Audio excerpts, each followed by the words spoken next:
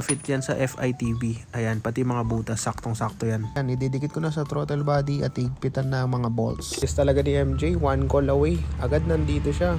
Isan mo. For today's video, gagawa ko ng prototype ng pang-delete nitong FITB. Para mas madaling gawan ng prototype, guguhitan ko sa karton.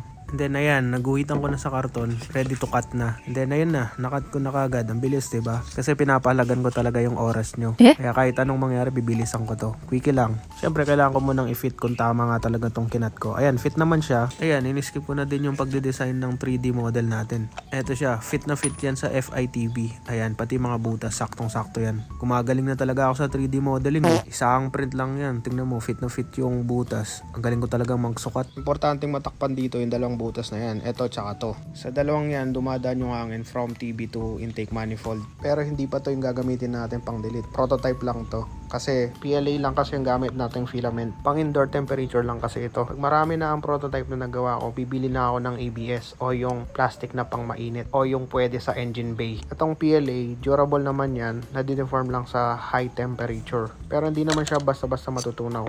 So pansamantala, gagamitin natin is metal sheet or yero. Agad ko na din kinuhitan yung yero. Gamit itong gunting na pang yero, ginupitan ko na kagad yung guhit. Yan, diba? Patapos na. Akala mo, ang dali lang yan. Hirap na hirap ako dyan. At syempre, hindi naman perfect yung pagkakat ko. So lilinisin ko to gamit itong die grinder na nabili ko sa Lazada. Baka naman Lotus. Di ko nga alam kung ang mga bala nito is pwede sa mga bakal. Pero wala naman akong ibang tools, kaya ito na lang gagamitin ko. Tsaka manipis lang naman tong metal sheet. Ayan, tapos ko na siyang mag-grind. So i-fit ko na siya sa FITB. Titignan ko kung tama pa rin yung sukat. Not bad para sa first fabrication project. Next, pupukpukin ko muna tong metal sheet para maging flat. Try kong gamitan ng drill kung kaya nitong butasin yung metal sheet. Ipitin ko muna to para hindi gumalaw. Sinubukan ko pero hindi niya kaya. Hindi talaga to pang bakal. Pang kahoy lang ata talaga to. Umisip ako ng ibang paraan. Eto, naisipan ko pako. Dahil manipis lang to, kaya naman ng pako. Iba talaga pag resourceful. Wow! After kong pagpupukpukin, try ko ulit gamitin tong die grinder. Tapos gamitan ko ng bala na pang polish. Ayan, syempre lagay natin yung prototype. Ipitin natin para hindi gumalaw. Imamatch ko lang yung mga butas. Tapos ipifit ko na din sa FITB gamit yung mga bolt. Di man perfect yung design. Okay na yan, basta matakpan yung mga butas. Bala ko din pala tong pinturahan, pero dahil wala akong liha, kaya ikikis-kis ko na lang to sa semento. Iba talaga resourceful. Wow! Yan, malinis na. Pwede na nating pinturahan. Let's go! At syempre, dahil nasa engine bay to, kailangan natin ng high temp spray paint. Ayan, bubugahin ko lang left and right. Tapos hintayin ko lang matuyo bago ko ilagay sa FITB. Ito yun, tuyo na agad. Ilang minuto lang. Dahil wala naman tayong gasket, lalagyan natin ng beta gray. Ayan, napakakalat ng pagkakalagay ko.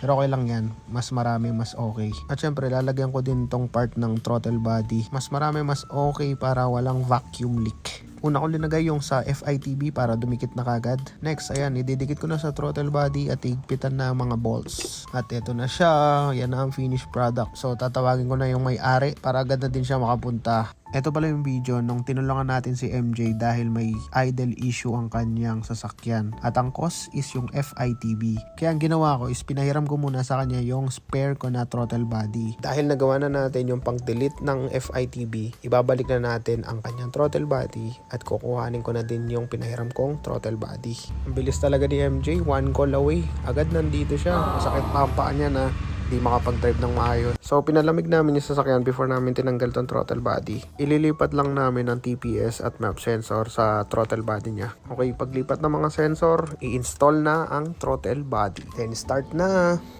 Okay.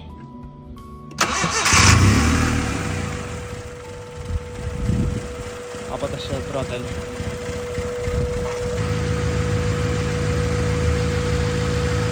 Start mo na mo.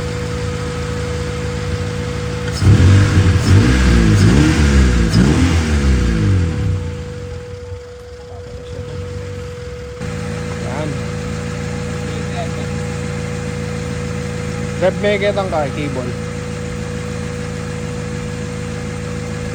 Bisa mo.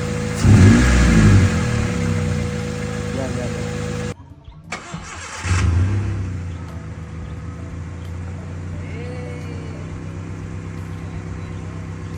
So, let's say yung throttle body na.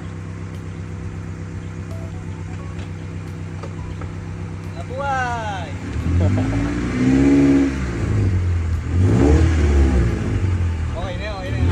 Okay na.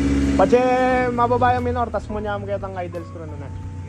Okay. Bye! Ingat, ingat. If you like this video, follow for more.